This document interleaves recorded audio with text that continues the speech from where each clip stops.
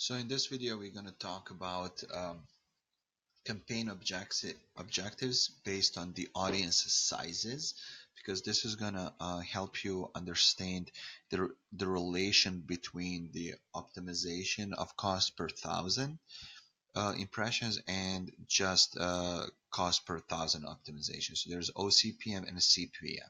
So let's just jump in right away. So we're talking here about the top of the funnel. So if you can recall, top of the funnel is basically where we're trying to generate as much traffic as possible, depending on our goal. Whatever that goal might be, it can be engagement, conversions, it can be uh, all of those things. So with OCPM, O stands for optimize, cost per million or per thousand impressions. Facebook basically optimizes who is going to show the ad to.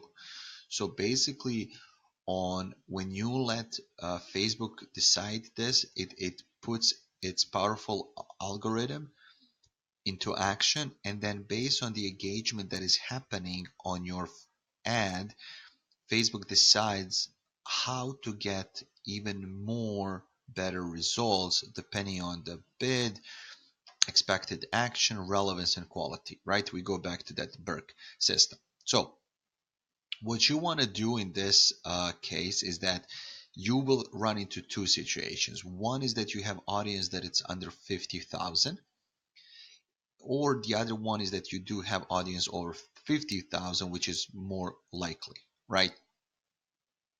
So if you do have audience under 50,000, what you want to do is that you want to optimize for link clicks, and do not use OCPM for this. The reason why you don't want to use the OCPM is because there is no need. The audience is too small. In the terms of Facebook, 50,000 people is just too small for Facebook to have enough time to actually optimize your campaign. So you basically giving away the control you should not be giving away in this case. However, if your audience is over 50,000, you should definitely use OCPM, and you should definitely optimize for link clicks. The reason why you want to optimize for link clicks is that we'll talk later about this. You wanna train your pixel to understand what type of people are coming to your website, what is going on, how to optimize itself a little bit better. So in this case, you do want to use OCPM. So for the middle and bottom of the funnel, you do not need to use OCPM. Why? Because as you recall, for the middle and bottom of the funnel, we're going to be using custom audiences. So those people who have interacted with our ad in one way or another.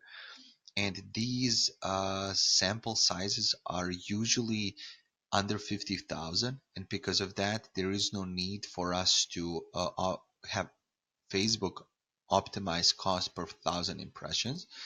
We can run just a regular CPM against these audiences, which should still give us good results depending on our bid and on our expected action, relevance, and quality.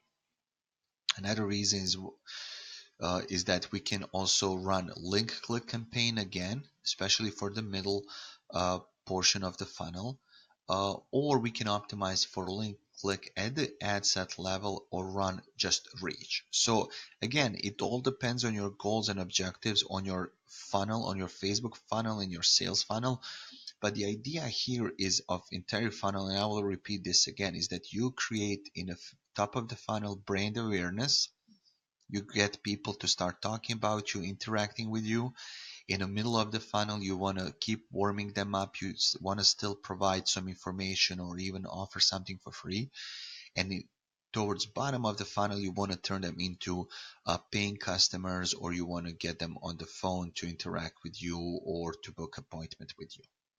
So in the next video, we will be talking about difference between CPM and OCPM and when to use which one. I will see you in that video shortly.